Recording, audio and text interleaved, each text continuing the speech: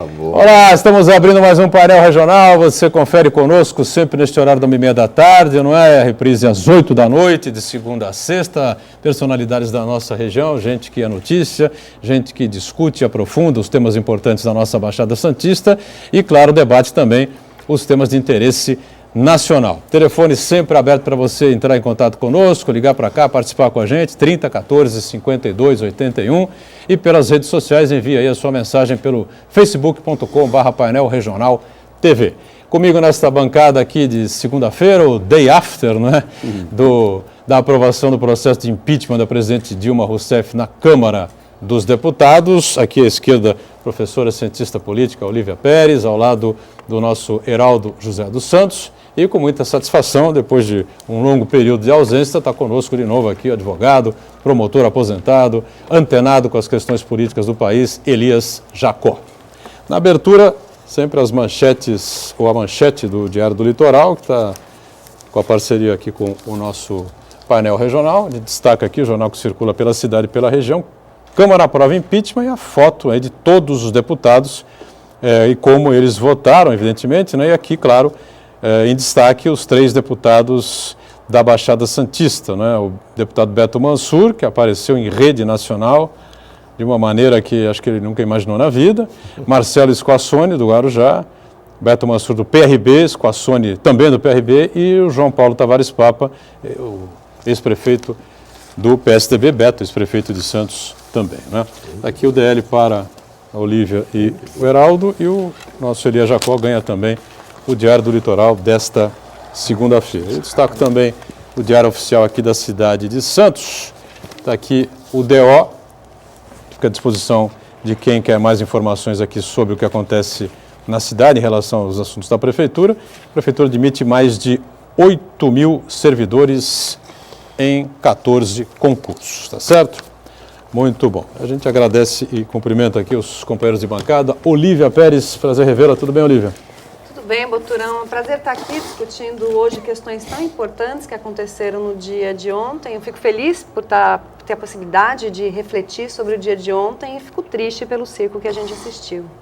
Muito bom, é verdade. Um circo dos horrores aquilo, hein? Meu Deus do céu. Olá, Heraldo. Tudo bem, Heraldo? Tudo bom, Boturão? Boa tarde a você, boa tarde à professora Olívia, ao professor Elias Jacó, a Camila na ponta e a você, telespectador que nos assiste. Elias Jacó, prazer revê-lo mais uma vez com a gente aqui no painel regional. Tudo bem, né, Elias? Tudo bem, cara, o prazer é todo meu. Estávamos comentando agora há pouco com o Heraldo, o grande problema nosso é que nós não somos donos da própria agenda. O Heraldo tem se esforçado bastante para me trazer aqui, mas realmente os compromissos profissionais nem sempre são compatíveis, não é? Mas é um prazer enorme, eu estava já saudoso. E hoje, efetivamente, embora não seja propriamente a minha predileção, mas é muito bom estar aqui, sobretudo com a Olívia, que é especialista e que vai contribuir bastante para as nossas reflexões. Muito bem. Telefone aberto, 30 14 52 81. Você acompanha a gente também pelo site da TV Santa Cecília, o Santa Portal. Clique no ícone do painel regional e acompanhe o programa em tempo real. Lembrando que nós encerramos o programa e ele vai para o YouTube, não é? Você revê os textos que achar mais interessantes ou o painel regional por inteiro. Camila Aloy está mais uma vez conosco, acompanhando a sua participação e a produção aqui do painel, não é, Camila? Tudo bem? Isso mesmo, Boturão. Tudo bem, tudo ótimo. Boa tarde para você, boa tarde aos convidados e boa tarde para você que está em casa. O nosso Facebook e o nosso telefone estão sempre abertos, aguardando a sua participação, que sempre é muito importante no nosso programa. Acessem a nossa página no Facebook, liguem para o nosso telefone, deixe sua opinião, a sua pergunta, as suas dúvidas aqui para os nossos convidados. Estarei durante todo o programa recebendo a sua participação. Muito bem, 367 votos pró-segmento do impeachment ao Senado contra minguados 137 votos contrários, né? E aí eu vou abrir logo com a pergunta, né? Um governo ou uma presidente que em 513 deputados federais consegue só 137 votos, tem esperança do quê, Olívia? Olha, não tem esperança de nada, assim como os brasileiros também têm pouca esperança. O que a gente viu ontem foi um pouco de circo, um pouco de culto, com pessoas muito desequilibradas, né? Que pareciam estar no show da Xuxa, mandando beijo para minha mãe, para o meu pai e para você.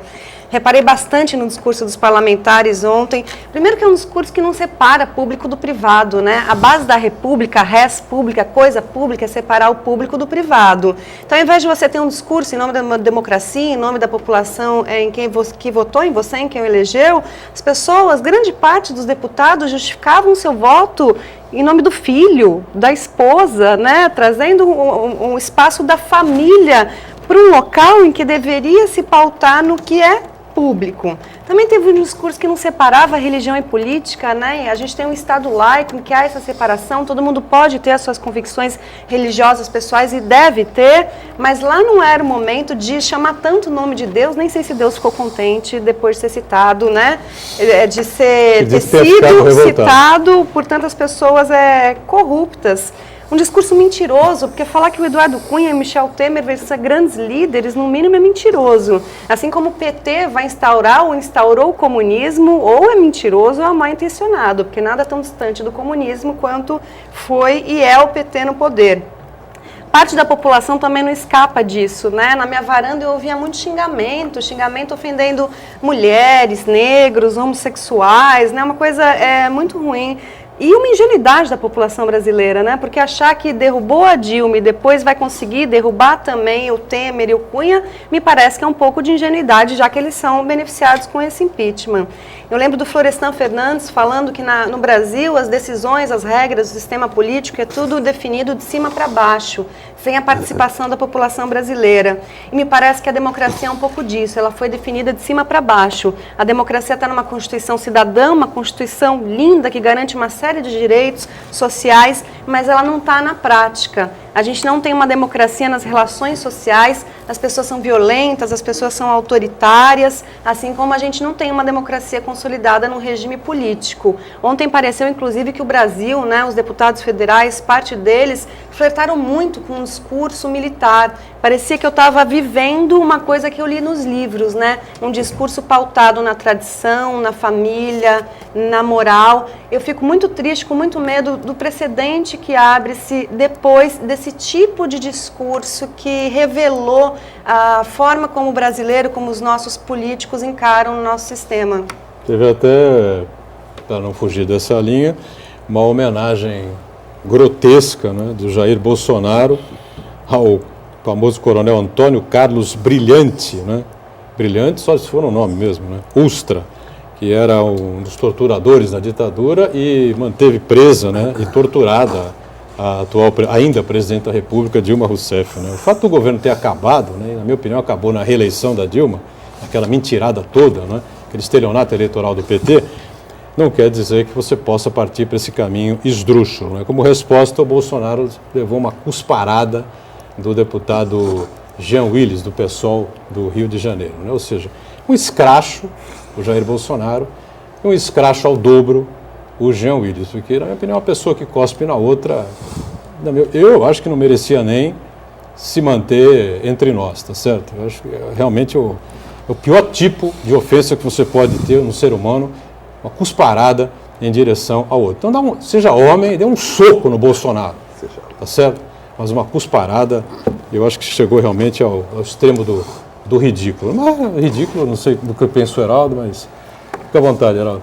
Na verdade, eu acredito que o governo da Dilma começou a acabar quando ela foi reeleita, né? Porque ali já rachou o país e um governo que tem apenas 137 votos de um conglomerado, de uma Câmara com 513 parlamentares, realmente é muito fraco, realmente não iria se sustentar por muito tempo. Agora, concordo que a Câmara ontem se transformou num grande picadeiro, mas eu ouvi também muitas críticas de que muitos dos deputados não se ativeram ali ao fulcro do impeachment, do afastamento. Não teceram comentários à profundidade jurídica acerca da acusação contra a Dilma. Eu acredito que também não era esse o papel dos parlamentares. Quando a questão já é levada para o plenário, ali o papel dos deputados é apenas de jurados. Ele vai dizer sim ou não. Quer dizer, a questão jurídica e política já foi discutida. Houve a apresentação da denúncia, houve a defesa do governo e ele se põe aí na posição de jurado. Jurado.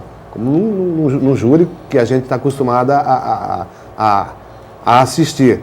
Houve o crime, esse cidadão ou essa cidadã foi a autora do crime, então, caberia a eles ali dizer sim ou não. É claro que essa onda toda pelo meu pai, pela minha mãe, pela minha tiazinha que vai fazer aniversário, isso tudo realmente entra para o folclore, não acrescenta nada para a vida política, demonstra que nós temos um dos piores parlamentos, já tivemos grandes oradores, grandes cabeças pensantes na Câmara dos Deputados e hoje se resume a isso. Lucas Tavares, nosso amigo, né, trabalhou com você no Jornal Tribuna durante muito tempo, e assessor de imprensa da CDHU em São Paulo, da Secretaria de Segurança Pública, mas recentemente está fazendo aniversário hoje, né? Já cumprimentei o Lucas, um abraço fica aqui para ele, e ele colocou algo nessa linha que o Heraldo comenta agora, viu, Elias Jacó? Saudade dos tempos dos grandes tribunos, né? Aqueles deputados, parlamentares que tinham o dom da palavra, citou alguns deles lá, Ulisses, Covas, enfim, vários outros que nem em sonho a gente tem qualquer coisa próxima do que tivemos no passado que já vai distante. Mas eu queria também ouvir o Elias Jacó e as suas impressões a respeito da votação ontem. Olha, Edgar, eu talvez tenha um ponto de vista marcado pela minha formação profissional e técnica, não é? E aí nós aprendemos algumas coisas que fazem parte da própria estrutura de um sistema democrático, de um regime democrático, que é o que nós estamos aprendendo a longas e duras penas a ter no Brasil, ainda muito longe de chegar ao Estado Democrático de Direito como concebido, não é? Nós estamos, entretanto, numa evolução que pode demorar séculos, mas que realmente já iniciou.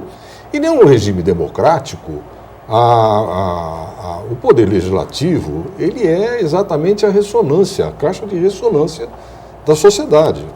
E a sociedade brasileira, como a Olivia bem disse, é uma sociedade que há muito tempo deixou de lado essa história de cordialidade e tal, é uma sociedade dividida e que tem realmente algumas manifestações de ordem ideológica, de ordem política e até de cidadania, que são radicalmente opostas, como aliás deve ser em qualquer sociedade humana, né, em que as pessoas exercem o seu espírito crítico.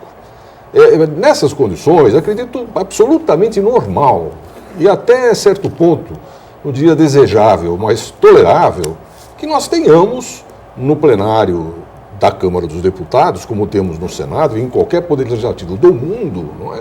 Desde que o regime seja democrático, desde que o voto seja exercido como deve ser exercido, o que também é um aprendizado mais importante, e nós tenhamos figuras que pensem de forma radical, que devam ser até desprezadas, e até pessoas que se servem da democracia para tentar um regime diferente do democrático. Isso faz parte da própria natureza jurídico-institucional do regime democrático. Portanto, a mim não causa nenhum espanto o fato de repente, aparecer lá um adepto, sei lá, da ditadura militar, ou um ferrenho defensor das ligas camponesas ou de Cuba, não é? A média do brasileiro, entretanto, ela está representada. E aí vocês me perdoem, mas a média do brasileiro é conservadora. O brasileiro é conservador. Ele tem valores bastante antropológicos até e culturais, muito à base da sua própria formação, não é? De tradição de família, de tradição de propriedade, e essas coisas que às vezes a gente vê exacerbadas em alguns discursos. Como também temos um problema sério de ordem econômica, de ordem social e até de ordem racial, digamos assim, né? O Brasil conseguiu o milagre de ter na sua formação racial um cadinho, não é? De todas as raças existentes no universo e, entretanto, ainda assim, nós temos pessoas que se revelam subrepticiamente ou ostensivamente racistas, não é? Essa é uma característica da sociedade brasileira. Quanto ao episódio de ontem, é preciso entender o seguinte: quem melhor define o impeachment é uma ministra do Supremo Tribunal Federal, por quem eu tenho o maior respeito e admiração, Carmen Lúcia. Dizem que é preciso pressupostos jurídicos e políticos para que se decrete o impeachment. Na verdade, o impeachment é, por natureza constitucional, um procedimento político-penal. Não é jurídico-político, como se só se repetir, não é? Até porque a nossa formação jurídica é pior do que a formação política, não é? As pessoas repetem coisas que muitas vezes deixam a gente de cabelo em pé, aqueles que têm cabelo, evidentemente. Não é? Bem ressalvado. Então é político-penal. É fundamental no processo de impeachment a característica política. A característica penal é uma consequência da natureza política. O que a Constituição faz é estabelecer claramente a necessidade de que, a justificar a instauração de um processo de impedimento ou o seu deferimento, que se tenha o que a Constituição chama de crime de responsabilidade. Só que quem define se aquele comportamento que está sob apreciação do poder legitimado para isso, que é a Câmara ou o Congresso Nacional, é ou não é crime de responsabilidade, é a instância de julgamento. E a instância de julgamento é o Congresso Nacional, porque a instância de julgamento é política. Portanto, está errado imaginar-se que se vai chegar ao Supremo Tribunal Federal, que é um órgão jurídico, político, ele sim, não é? Que vai dizer, olha, não há crime porque não há dolo, porque o tipo é isso, tipo... aplicando princípios de direito dogmático penal a um julgamento político. Ou seja, não há possibilidade alguma do STF ser acionado, julgar coisa nenhuma. Não há. Ressalvado o risco que nós corremos com ministros do perfil do Lewandowski ou do Marco Aurélio, que já nitidamente distorceram, inclusive, a decisão do Supremo Tribunal Federal. Mas isso já foi dito por vários ministros, pelo Celso de Mello, que é o decano e o maior de todos. Eu nem vou citar o Gilmar Mendes, porque ele é outro risco, não é? Mas ele foi muito claro na colocação dele. O que se está exigindo? Julgamento técnico, julgamento imparcial, de partido. Isso é uma contradição em termos. Não há essa possibilidade. Agora, o caso concreto, obviamente, que se pode examinar se o comportamento da Presidente da República é suficiente para que se tenha o mínimo de justificativa para a tipificação de um crime político de responsabilidade. Quem decide isso, eu insisto, é o Congresso Nacional. O que existe, por enquanto, é uma manifestação do órgão competente, que é a Câmara dos Deputados, no sentido de que há indícios de crime de responsabilidade. É ele que diz isso. Vejam, no processo normal, quem diz se há indício ou não é um órgão totalmente diferente do julgador, que é o inquérito policial ou um procedimento de ordem administrativa, não é? Esse indício justifica ou não que o Ministério Público proponha uma ação penal, quando então se vai dar para a defesa, essa coisa toda. No processo político, até mesmo quem examina se há indícios é o órgão julgador, é o Congresso Nacional, que foi o que fez. O resto, desculpem, é discurso dirigido a uma militância. Porque se o processo é político, é legítimo que aquele que esteja sendo objeto do impeachment procure também um respaldo político para os seus argumentos. Posto isso, o que se fala lá no momento da votação, que é um segmento do processo, não é? Eles ficaram 50 horas fazendo discursos de 1 hora por partido, não é? Foi a sessão mais longa. Eu vi alguns, eu ouvi a maioria, e a maioria falou sim em crime de responsabilidade, para negar ou para afirmar. Falou sim aquilo que a defesa, brilhantemente feita pelo Zé Eduardo, procurou situar como excesso de denúncia, tudo isso foi discutido, ao meio de pessoas que realmente jogavam lá confete no povo, que vinham com... Bom, só não fizeram coisas piores porque acho que não tiveram chance. Não houve espaço ali, tinha muita gente. Agora, na hora de votar, bem, aí já vale. Não se pretende que um sujeito em 10 segundos, né, quando ele teria tempo de dizer sim ou não, que é o momento da soberania do Congresso Nacional, né, vá lá fazer um novo discurso de 1 hora. E aí vem realmente o perfil do político brasileiro, que fomos nós que colocamos lá. Ele fala mesmo para a família, para Deus, né? Nós temos toda uma bancada evangélica que votou num determinado sentido, não é? Nós temos uma bancada de ruralistas que votou num outro sentido. Nós temos uma bancada de esquerdistas, de, sei lá, pré-revolucionários ou coisa parecida, que é muito pequena, diga-se de passagem, né? Abrigada no PSOL e em partidos menores, não é? Que também fez o diacho, né? Ficaram atacando. Aí é uma questão de estratégia. Eu não tenho nada de política, mas me parece que a estratégia do governo foi uma estratégia errada. Totalmente. Né? Eles ficaram julgando o Cunha, porque Cunha, isso... Gente, olha, você vai a um banco descontar um cheque de R$5.000.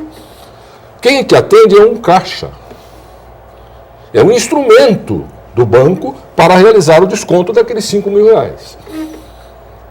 Descobre-se que esse caixa é um gangster, como se disse lá, um crápula. Teve um que usou sacripanta, olha só, um sacripanta. Acho que foi o deputado. Isso significa o quê? De São Paulo, que o dinheiro que ele está me passando é ilegítimo, não é meu, eu não estou exercendo um direito? Para aqueles que são católicos, que acreditam, como eu acredito, não é? Na penitência como sacramento, quem ministra o sacramento? Não é um sacerdote? Não é ele que nos perdoa? Digamos que esse sacerdote seja um pedófilo, seja uma pessoa desqualificada. Ele perde legitimidade para te dar o perdão? Não é o Cunha que está em julgamento, é um processo.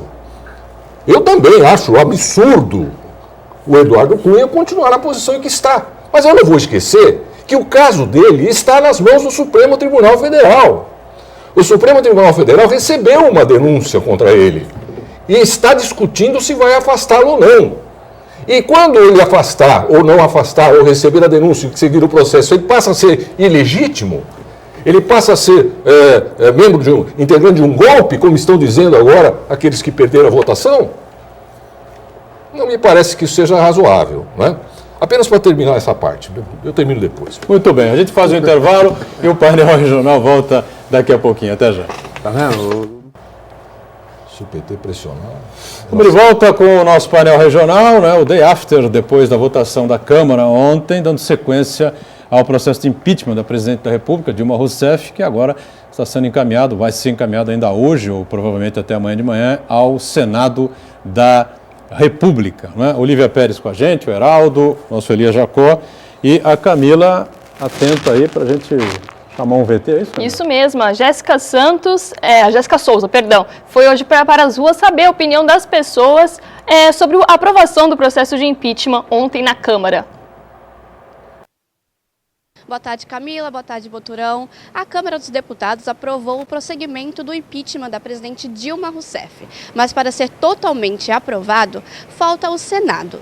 E para isso eu vim às ruas perguntar à população sobre o que elas estão achando do impeachment da presidente Dilma, se o Michel Temer deve assumir ou não, ou que seja feita uma nova eleição. Vamos acompanhar. Senhor Carlos, o que o senhor achou do impeachment da presidente Dilma Rousseff? Mais do que necessário. Afinal, ela não obedeceu à Constituição, gastou mais do que o necessário, não respeitou a lei de responsabilidade fiscal, que não pode gastar mais do que devia, então ela tem que ser cassada. E porque o PT está metido em maior corrupção na história do Brasil. Então precisa ser afastado dela e definitivamente o PT do governo federal. Igual fez nossa cidade aqui com o PT. Nossa cidade afastou o PT, hoje nem vereadores ganham na nossa cidade. Vereadores do PT ganham. Então a população brasileira tem que fazer o mesmo com o governo federal. A Dilma tem que sair e tem que ter uma nova eleição geral. Tem que ter uma renovação, né? A política já está muito viciada com essas mesmas pessoas, né? Esses mesmos políticos, né? Mas provisoriamente ele deve continuar, né? Mas deve ter, eu acho que tem que ter uma renovação geral. Excelente, estou muito feliz E agradeço muito pela força do brasileiro ter conseguido isso, porque quem manda é o povo, nada mais do que o povo. E o povo conseguiu, o eleitor conseguiu. Sobre o Michel Temer assumir, a senhora aceita ou não, ou seja feita uma nova eleição? Aceitar, não aceito. Aceito só em troca da Dilma. Mas se eu for falar mais o que eu acho, ali no Congresso Nacional, aquilo não passa de um gangresso. Ali, para mim, ninguém presta para governar nada. Aquilo teria que ser mudado completamente. É isto que eu acho, teria que ser mudado. Porque enquanto continuar o mesmo Congresso, onde muitos não passam de gangsters, que se tornou aquilo um Congresso Nacional, enquanto o Congresso Nacional não se transformar em Congresso, não vai ter nada. Vê que aquilo é uma patifaria, um xinga o outro, um fala mal do outro, um coloca o outro para fora. É uma falta de educação, uma falta de governabilidade total. Parabéns, Brasil. Impeachment era tchau, querida. Esse slogan aí, tchau, querida, bombou aí nas redes sociais e segundo colegas seus, viu, Olívia, cientistas políticos, marqueteiros, enfim, foi uma das saídas mais inteligentes que teve aí o anti-Dilma, né, o pessoal pró-impeachment. Agora, uma coisa muito interessante, eu estava acompanhando aqui a pesquisa do Datafolha, e é uma rejeição consideravelmente alta contra o vice-presidente da República, Michel Temer, hein? O Datafolha entrevistou manifestantes pró e contra Dilma ontem em São Paulo, que é um reduto anti-PT hoje, né, e pró-impeachment, sem dúvida nenhuma. Na Avenida Paulista, 54% querem, além do impeachment da Dilma, o impeachment de Temer. 54% dos manifestantes ontem em São Paulo. 68% dizem que a gestão deles será entre ruim, péssima ou regular, não passará disso, né? Lá no Vale do Anhangabaú, evidentemente que a proporção é muito maior, né? Estavam lá concentrados os apoiadores do Partido dos Trabalhadores, de Dilma e Lula. 79% dizem que também o governo do Temer, o vice-presidente Temer também deveria, se Dilma cair, deveria cair também, né? E de que o governo dele será ruim ou péssimo, 88%. Mas aí é uma coisa mais ou menos do que evidente. E com relação ao presidente da Câmara, Michel Temer, aí houve quase que Eduardo Cunha, perdão, houve quase que uma união entre os dois lados, né? 87% dos entrevistados foi a média entre o Anhangabaú e a Avenida Paulista, segundo o Datafolha, das pessoas que querem a cassação do presidente da Câmara. Essa rejeição grande, esse desalento, aí me parece que faz com que as pessoas pensem como essa senhora que a gente acabou de ouvir, né, Olívia? Caiu a Dilma, que beleza, ótimo e tal, mas os outros também, enfim, tem que mudar tudo. As coisas estão mais ou menos nessa linha, né, me parece. Eu acho que a grande consequência de tudo isso, uma consequência negativa, é o descrédito para com a política. E quanto menos a gente acompanha, menos a gente entende, pior fica. A gente pode sair às ruas, mas tem que ter um cálculo estratégico sobre quais as consequências eu sair às ruas. As pessoas, então, muitas vezes quiseram menos corrupção e, na verdade, elas estão empoderando pessoas mais corruptas. O sistema político é difícil, é complicado, mas esse cálculo ele precisa ser feito pela população. Eu queria retomar, só complementar uma passagem da fala do Dr. Elias a respeito do Congresso ser uma ressonância da sociedade. O Congresso representa, uma das bases da representação é a semelhança, mas o nosso Congresso ele não é semelhante à sociedade. Se ele fosse semelhante à sociedade, ele seria composto por uma maioria de pessoas negras ou pardas, mulheres e pobres. E, na verdade, o que a gente viu ontem são homens brancos, heterossexuais, ricos e todos muito fiéis às suas esposas, né? As Marias e Miriams que foram citadas por todos. pessoas semelhantes talvez à parte da sociedade, pessoas, deputados, representantes que não sabem argumentar. Quando você não tem bons argumentos, você evoca Deus, a esposa, o filho, porque não tem bons argumentos. E pessoas que também não sabem ouvir. Porque quando alguém ia dar um voto contrário ao que a maioria pensava, começava um xingamento, uma gritaria. Quer dizer, a gente não treinou, não sabe, nem parte da população, muito menos o Congresso, não treinou a ouvir, a dialogar, a parar e se abrir ao argumento do outro. Eu desconfio muito dessas pesquisas, né? Quando faz reportagem na Baixada Santista para saber o que a população acha ou não do impeachment, na verdade você não está sabendo o que a população acha. Você sabe o que as pessoas que foram entrevistadas, e a Baixada Santista votou em sua maioria no Aécio, você sabe o que essas pessoas acham. Dá a impressão de que é toda a sociedade. Eu, como professora de metodologia, costumo falar para os meus alunos, não fale em nome da sociedade, coisa que advogado tem mania de fazer, né? A sociedade acha isso, a sociedade acha isso, advogado e político. Para você saber o que a sociedade acha, você tem que perguntar para toda a sociedade. A gente ouviu toda a sociedade a respeito do impeachment da Dilma, a gente não ouviu toda a sociedade.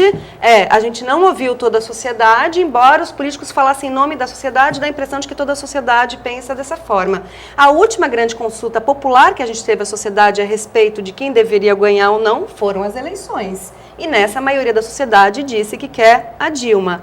Essas pesquisas, como do Datafolha, elas têm dificuldade de chegar nos rincões, as pessoas que não se manifestam, que não vão à Paulista ou que não acessam a internet. Essas pessoas, em sua maioria, pessoas de classe mais baixa, votaram no PT. Quando a gente olha enquete na internet, dá a impressão de que não existe ninguém que votou no PT, porque, na verdade, é um erro, aí é um vício na hora da pergunta. Então, eu desconfio desse tipo de pesquisa, mas acho que não sei se as pessoas rejeitam ou não o Temer, porque pouco conhecem do Temer. Me dá a impressão que a população acha exatamente o que falou uma das entrevistadas, que nenhum sistema, nenhum político presta, ninguém presta, que tem que acabar com tudo. O que eu acho isso muito perigoso desse movimento todo, esse descrédito em relação à política. Eu queria destacar com relação ao deputado, ou ex-deputado Michel Temer, vice-presidente da República, a última eleição, o Heraldo deve lembrar bem, né, que ele participou, foi em 2006, né? Ele obteve 90 mil votos, não chegou exatamente a 90 mil, 89 mil e qualquer coisa, e ficou ali na raspa do tacho, né? Foram 3 deputados do PMDB, se não me engano, eleitos aqui pelo estado de São Paulo. Então, realmente, representação, força popular, enfim, representatividade, o Michel Temer não é bem a praia, né, do ex-deputado e atual vice-presidente da República, Michel Temer. Agora, colocada essa questão toda, vai agora o processo para o Senado, é bom a gente bater um pouco nisso, né, Elia Jacó? E o presidente do Senado recebe essa decisão da Câmara, não é? Claro, num ato oficial, e tem um tempo, né? Um tempo limite aí para poder colocar em votação ou formar a comissão e votar a aceitação ou não por parte do Senado. Vou confirmar uma coisa aqui: se o Senado recusar o que foi aprovado ontem na Câmara, o processo morreu, será arquivado e a presidente Dilma segue no poder, né? Agora, o Senado aceitando, ela imediatamente tem que se afastar do cargo, e aí o vice assume, e é um período aí de até 6 meses para que a presidente possa, então, apresentar a sua defesa, de repente até virar o jogo completamente, que ninguém acredita, claro, né? Mas existe legalmente essa possibilidade, é assim, né? Exatamente. Pelo que nós estamos informados, esse procedimento, por enquanto ainda é um procedimento inquisitorial, a gente diz, não é? Chega às mãos do presidente do Senado na quarta-feira. A partir daí ele deve imediatamente promover a montagem de uma comissão, como exatamente foi na Câmara dos Deputados. O que só deve acontecer na semana que vem, não tem um feriado agora, ele pede aos líderes que indiquem, né, os membros da comissão, tão logo indicados, ele instala a comissão, a partir daí a comissão terá aí algumas sessões, ela mesma define quantas, né? Mas veja, esta comissão é uma comissão de instrução, diferentemente daquela que houve na Câmara, né? E na Câmara, por uma questão até de respeito ao próprio presidente, né? Houve lá manifestação das duas partes, ouviu-se a defesa, ouviu-se a acusação, não é? Isso não era absolutamente necessário, mas era recomendável. Agora não, agora a defesa vai ter oportunidade, vai ter um prazo para apresentar as suas testemunhas, para fazer as suas provas, não é? E a comissão vai exarar um parecer que será pela instauração do processo ou não. Se decidir pela instauração do processo, o plenário julga exatamente de acordo com a ampla defesa que foi estabelecida nessa primeira etapa. A previsão dos mais otimistas é que essa questão na comissão, quando então se vai aceitar ou não a denúncia, digamos assim, não é? Que foi proposta, como foi proposta a admissibilidade, como foi proposta pela Câmara dos Deputados, até o dia 4 ou 5 de maio. Não é? Essa é a previsão, será meio chute, né? Mas é por aí. Nessa data, então, é que ela sairia para se defender. Esse é o espírito da Constituição, né? O presidente se afasta, primeiro, para evitar que possa ter alguma influência em razão da potestade do cargo e para se defender. Ele se defende fora do cargo. Que mais? Mais ou menos isso. 17 dias aproximadamente. 20 dias eu acho que é um prazo razoável para que essa etapa seja superada. São mais 20 dias de total, amplo e completo paralisia, né? Desgoverno. Não, o impeachment não é certamente um procedimento compatível com um bom governo. Não é exatamente para isso. Ele atende realmente uma situação emergencial e, consequentemente, qualquer governo que esteja sob processo de impeachment se vê afetado na sua administração. O impeachment é um dos problemas do presidencialismo. Não é? No parlamentarismo isso não acontece. Primeiro porque no parlamentarismo a estrutura de poder é toda ela profissional. Não é?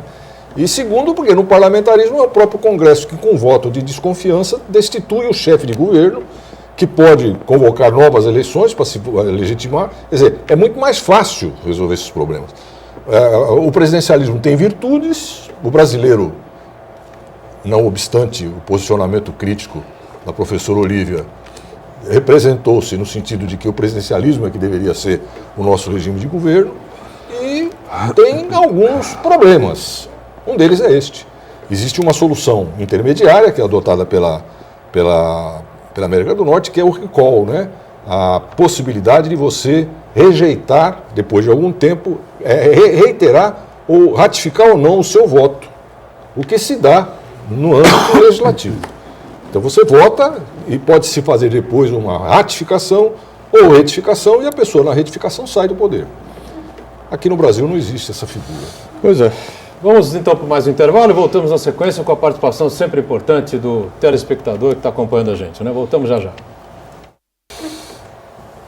Muito bem, a gente retoma aqui a sequência do nosso painel regional, direto e reto com a Camila Aloy e algumas participações sempre importantes com a gente, não é, Camila? Isso mesmo, Boturão. Temos a participação da Maria José, ela diz à professora Olívia, que concorda plenamente com a sua análise e pensamento e parabeniza pela sua inteligência. Temos também a participação do Carlos, e ele pergunta à bancada: com o afastamento da presidente, como fica a situação do Lula? Tem espaço para ele ser ministro, mesmo que o Supremo autorize? Não, se a Dilma for afastada... Se afastou, acabou o governo do PT. O governo do PT acabou, né? Mesmo sendo temporariamente, ela tendo esses 6 meses, né? Ou acaba ou temporariamente fica suspenso. Aí não tem espaço para Lula, ninguém do PT. Agora, o que o Lula é muito importante, e primeiro eu agradeço o elogio da telespectadora, que o Lula é muito importante, por isso que há esse medo aí do TSE de caçar a chapa e de que haja novas eleições. Há um grande medo em relação ao empoderamento popular, à participação popular. A população poderia ser chamada para vários assuntos do seu interesse. A própria Constituição prevê plebiscito, referendo pouco utilizados no Brasil. Então, que sairia uma saída mais democrática, a convocação de novas eleições? Isso, sem dúvida, seria. O TSE poderia fazer isso caçando a chapa. Não vai fazer, não há apoio político para isso, porque todo mundo sabe que, caso haja novas eleições, um dos primeiros colocados vai ser o Lula. Mais gente conosco, Sim, Camila? Sim, temos a participação do Enio Manuel. Ele diz: com a alta rejeição do PT e da Dilma, o Eduardo Cunha acabou sendo o grande responsável pelo procedimento do processo de impedimento dela. Nota-se nas redes sociais que muitas pessoas acabaram agradecendo a ele pelo procedimento. Vocês acham que estas manifestações a ele, embora seja réu no STF, possa minimizar sua situação e ele acabar inocentando de alguma forma? E ele manda um abraço ao doutor Elias, que diz que o senhor foi professor dele de Direito na Unimes em 85. Um grande Aproveita abraço. o embalo então, Elias. Um Responde abraço aí pro aluno. saudoso. O que você acha? Eu acho o Cunha um desqualificado. É um dos maiores corruptos da história. Não tem como você imaginar que ele vá conseguir algum tipo de benefício, sinceramente. Já está tempo demais. Eu isso, não né? acho que ninguém terá coragem de desafiar. E tem mais, hein? Se o Temer efetivamente assumir, e aí eu faço a ressalva de que ele vai assumir institucionalmente. Cabe a ele agora, que institucionalmente é o vice-presidente da República, não tem jeito, tem que ser ele mesmo, né? Cabe a ele agora conquistar a legitimidade daí decorrente. Agora, evidentemente, a primeira providência que, se eu fosse ele, tomaria seria me afastar imediatamente do Eduardo Cunha. Quer dizer, não tem cabimento. Eu não posso negar a competência do Eduardo Cunha na direção dos trabalhos, na direção da Câmara. Eu lamento profundamente que ele seja corrupto. Se ele não fosse corrupto, ele seria, sem dúvida nenhuma, um dos grandes parlamentares. É um homem que domina, como poucos, aqueles meandros do Congresso, que são importantes, porque é uma regra do jogo. Mas é um corrupto, portanto, eu não acredito que ele será anistiado, afinal. E outra coisa, há um imponderável aí, a respeito da questão do Lula, com a qual eu concordo, hein? Mas há um imponderável aí, chamado Operação Lava Jato. Eu acho que nós estamos esquecendo isso. Né? É uma preocupação, O inclusive, componente Lava Jato é um componente hoje decisivo na direção, na condução da política nacional. Eu não sei se os indícios, se é que há, não é? Indícios que envolvem a prática de crime, de lavagem de dinheiro, corrupção, ou coisa do gênero contra o Lula, vão prosperar ou não. Agora, se depender da Lava Jato, prosperam. E se prosperar, ele é carta fora do baralho. Acho que isso é muito claro, não é? Vejo, portanto, que a situação realmente é de absoluta insegurança. Inclusive para os aliados do Mas não tem a dúvida. vice-presidente Michel Temer, né? Porque o Ele- PMDB está O próprio Michel Temer está citado em delações. Michel Temer está citado então em delações. é uma situação muito delicada, muito delicada. Com relação ao Eduardo Cunha, um dos argumentos mais fortes, não é? Da estratégia de defesa legítima, insisto, porém errada, na minha opinião, do governo no impeachment, foi exatamente falar em chapa Temer-Cunha, na medida em que, se o Temer tivesse algum problema, o Cunha assumiria. Não assumiria, não. Porque é réu, né? Ele é réu, ele não assumiria. A Constituição é clara nesse sentido. Recebida a denúncia, não pode ser presidente da República. Ponto final. Nem ele. E o Renan é que está ali, mais ou menos, na beiradinha, porque o Renan teve agora o reconhecimento da prescrição de alguns crimes dos quais ele é acusado. Nem é acusado ainda, é indiciado, não é? Então, se ele for denunciado e se a denúncia for recebida, ele também está fora. Vai sobrar para quem? Para o Lewandowski, que está achando ótimo isso, né?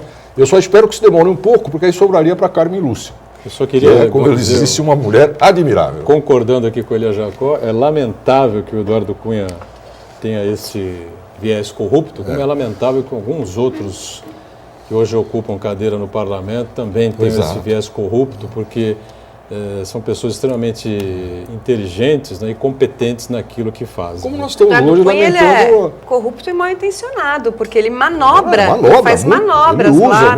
ele usa para o mal bem- o conhecimento dele. E aí eu quero... E eu vou acrescentar um nome a essa lista, né, que também hoje, embora eu tenha lá ainda minha ressalva, porque conheço pessoalmente, para mim seria uma decepção, uma surpresa terrível, que é o presidente da Assembleia Legislativa de São Paulo. Ah, sim. Professor O Capês. Capês. Na- Agora, no retomando caso um pouco da essa questão do Eduardo Merendas. Cunha, o telespectador ele faz uma pergunta do tipo: a alta rejeição ao PT empodera, dá mais força para o Cunha. Eu acho que uma ideia muito importante da sociologia, da dialética, é essa retroalimentação entre os processos. Na medida em que a gente rejeita o PT, a gente empodera o Cunha, e o Cunha também incentiva essa rejeição ao PT para ficar ainda mais empoderado. Uma pergunta que eu uso bastante, que me serve bastante para tentar entender as coisas, é tentar responder na minha cabeça quem sai ganhando. E é esse o questionamento que eu proponho. Quem sai ganhando com o impedimento da Dilma? Sai ganhando o Temer e o Cunha. Se isso é bom ou não para a população, é isso que cabe se perguntar. E com relação à estratégia, viu, Heraldo, que nós discutimos anteriormente, o Elias já tocou bem nesse ponto, estratégia completamente equivocada do governo, o Eduardo Cunha chegou até a dar uma lambuja, né? Falou, não direcionem esse processo contra mim. Não é uma disputa entre a... Às vezes ele falou isso. Do ponto de vista estratégico, foi mais uma jogada inteligente dele. Quando vocês estão me xingando, vocês estão esquecendo. Vocês estão perdendo o espaço, o crime de responsabilidade. Não tem cabimento essa disputa entre a presidente e eu. Eu não estou disputando nada com ela. Né? E o PT insistiu nisso, pelo menos o Eduardo Cardoso. Né? E quem assistiu ontem a toda a sessão percebeu claramente, né? É realmente lamentável, como se diz, né? Que um homem daquele tenha tese contra ele, né? E na maioria das vezes procedem as denúncias tão manchado, tão maculado.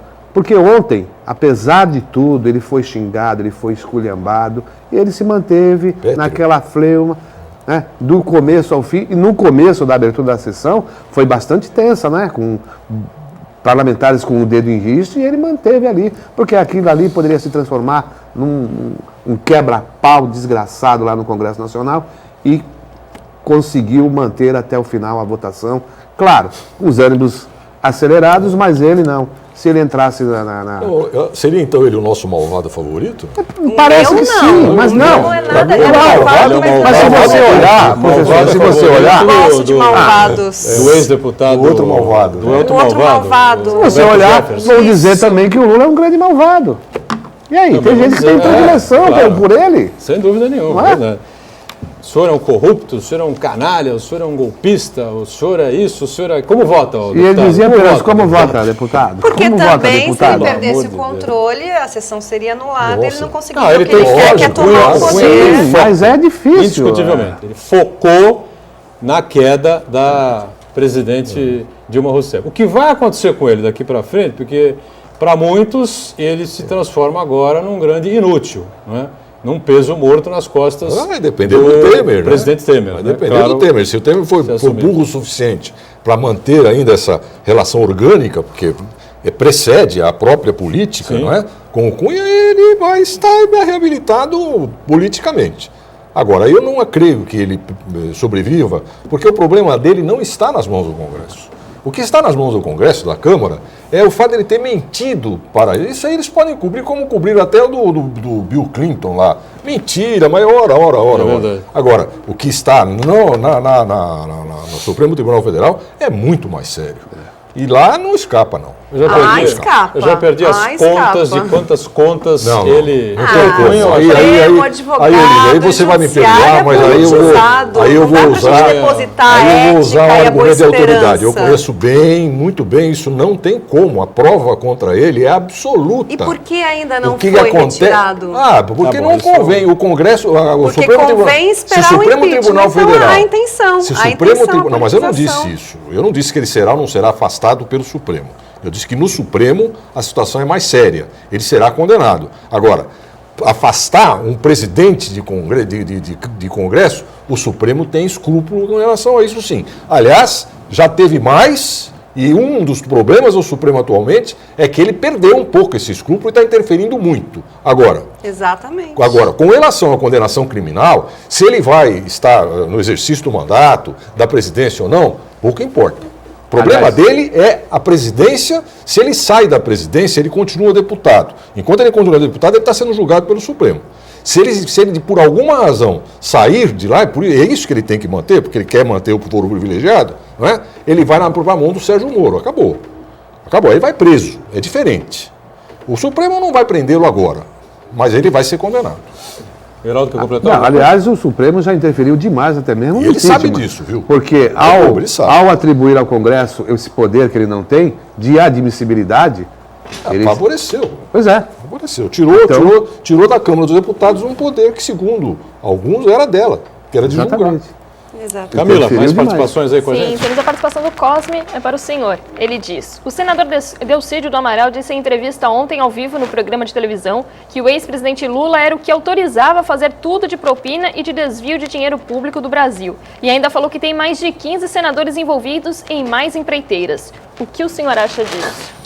Eu acho que ele tem que fazer a prova disso. Não é? Quer dizer, a delação premiada é um meio de prova muito importante, recente, moderno, não é? Por isso é que nós estamos conseguindo fazer alguma coisa no Brasil. Não tem nada a ver com liberdade dada para a Polícia Federal, para o Ministério Público. Não, não.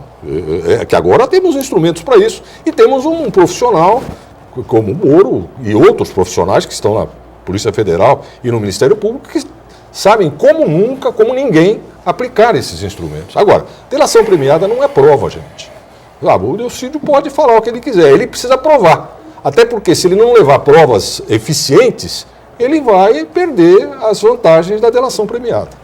É o que eu penso, acho que tem que ser apurado, tem que ser investigado, e ele tem que levar provas mais evidentes que não apenas a palavra dele. Se não vira um denuncismo, né? Isso se aplica a qualquer delação premiada. O problema é que os órgãos de repressão, e isso não é só no caso da Lava Jato, né? De um modo geral, eles se acostumaram a fazer o seu trabalho via mídia e criar já um clima de pré-julgamento na opinião pública. Isso é um problema seríssimo da democracia, que acabou interferindo inclusive no Supremo Tribunal Federal com essa história de permitir a prisão antes da condenação. Quer dizer, isso é típico de um movimento que a gente chama no direito penal movimento de lei e ordem, né, que é de direito penal máximo, que é totalmente contrário à Constituição Federal, que adotou o critério do Estado Democrático de Direito, que é o direito penal mínimo. Não é? Então isso se reflete também nessa situação, viu, Camila? Quer dizer, fala-se isso, porque o Delcídio deu a entrevista, a população toda já começa a ter expectativa da condenação e vai pressionar o juiz para fazer isso. E alguns juízes, para não dizer a maioria, pelo menos alguns juízes fazem mesmo. Camila, tem mais alguém conosco antes do encerramento? Temos a participação do Jurandir Pereira. Ele diz assim, o que será que leva um deputado a votar a favor do governo? Será que juristas, economistas sérios são todos, ele diz, burros ou mal intencionados? Ele usa essa expressão. Eu acho que isso é uma crítica ruim, achar que todo mundo que vota contra o impeachment ou é porque é burro ou mal intencionado. Existe uma série de juristas, ciências políticas, que são chamados legalistas. Eles votam contra o impeachment porque numa democracia quem ganhou exerce o seu mandato porque a maioria votou e a minoria espera a próxima eleição. É isso que a gente não aprendeu. A gente não aprendeu a democracia nas relações pessoais, a gente não aprendeu a democracia enquanto sistema político. Na democracia, quem vence é a maioria. Pode-se criticar quem está no governo, críticas à oposição pode e deve fazer, mas ela deve esperar a próxima eleição para legitimamente exercer o seu governo. E nós vamos aproveitando aqui para encerrar, não é, o painel regional do Day After, não é? E, claro, torcendo para que as coisas melhorem de alguma forma, sabe-se lá qual será essa forma. Vamos aguardando, né? Obrigado, Olívia, o Heraldo está sempre conosco, prazer receber de volta aqui o nosso Elias Jacó e a Camila, sempre aqui com a gente, acompanhando a sua participação e a produção aqui do painel regional, e a gente junto com você de segunda a sexta, ao vivo, 1h30 da tarde, com a reprise às 8 da noite. Obrigado, tchau. Legal.